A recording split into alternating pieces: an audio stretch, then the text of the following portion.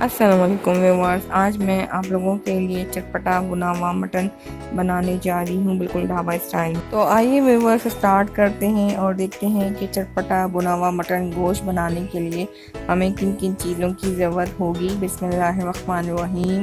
मैंने एक pressure cooker ले लिया है और उसमें हाफ कप ऐड करके इसे गर्म कर लेंगे। आप घी भी डाल सकते हैं, उससे और अच्छा टेस्ट होगा।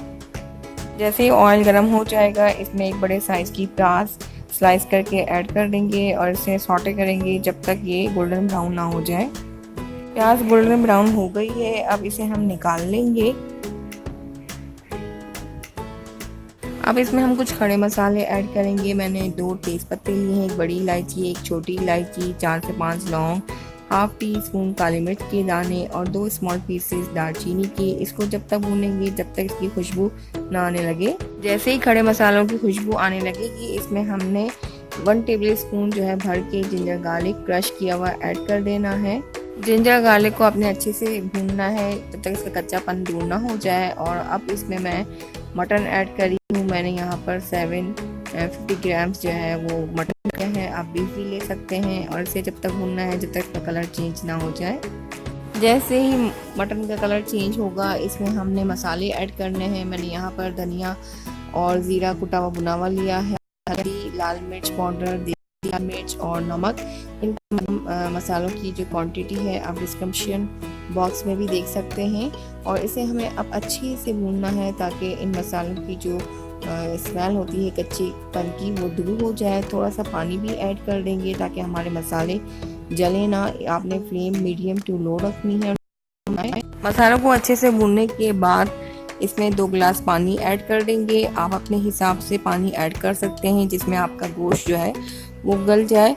तो मैं यहाँ पर 2 गिलास पानी ऐड कर रही हूँ और इसे हम मिला लें। तो इसको तब तक पकाएंगे जब तक हमारा गोश्त जो है वो गल ना जाए। तो इसे अब मैं कवर कर दूंगी और 30 to 40 मिनट तक इसको पकाऊंगी जब तक गोश्त गल ना जाए। 40 मिनट्स हो चुके हैं और गोश्त जो है गल चुका है। अब इसमें हम प्याज जो हमने फ्राई की थी वो ऐड कर देंगे। और इसके साथ ही मैंने यहाँ पर 2 मीडियम साइज़ के टमाटर लिए हैं, वो भी ऐड कर दिए हैं। और 2 से 3 हरी मिर्चें चॉप की हुई वो ऐड कर दें। अपने टेस्ट के अकॉर्डिंग कम या ज़्यादा कर सकते हैं। और 1/4 कप दही ऐड कर देनी है हमें। तो इसे अब हम अच्छे से मिला लेंगे और इसके बाद इसे जो है हमने 5 से 10 मिनट मज़ीद कुक करना है। अब इसमें आपको पानी नज़र आ रहा होगा, तो हम तो ये भुना हुआ गोश्त बना रहे हैं तो इसलिए हमें इसे बिल्कुल ड्राई करना है। अब मैंने फ्लेम को मीडियम टू हाई किया है और इसे भूनते जाएंगे।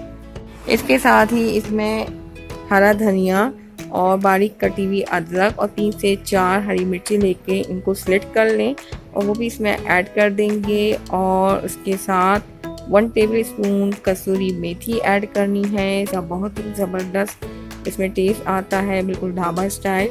और हाफ टी स्पून आपने गरम मसाला पाउडर ऐड करना है और इसको अच्छी तरह से आपने भूनना है जब तक ये बिल्कुल ड्राई ना हो जाए। ये जो पानी आपको इसमें नज़र आ रहा है बिल्कुल ड्राई होना चाहिए। यहाँ पर इसका काफ़ी पानी जो है वो ड्राई हो चुका है। अब इस स्टेज पे मैं इसकी फ्लेम ऑफ करने जा रही हूँ क्योंकि ये रखने से और ज़्यादा ड्राई हो जाएगा। तो इस तरह हमारा बहुत ही यमी और टेस्टी ढाबा स्टाइल भुना हुआ मटन गोश्त बिल्कुल रेडी है। जी व्यूअर्स, मैंने इसे डिश आउट कर दिया है। हमारा बहुत ही यमी और टेस्टी भुना हुआ गोश्त रेडी है। आप लोग भी इस रेसिपी को ज़रूर ट्राई कीजिएगा और अपना फीडबैक देना मत भूलिएगा कि आपको मेरी ये रेसिपी कैसी लगी। अगर पसंद आए तो please like, comment and share ज़रूर करें और मेरी चैनल को सब्सक्राइब ज़रूर करें और साथ में दिए बेल आइकन को प्रेस करें। इससे मेरी लेटेस्ट वीडियो सबसे पहले आप लोगों तक पहुंचा करेगी। तो फिर मिलूँगी। अल्लाह हाफिज़।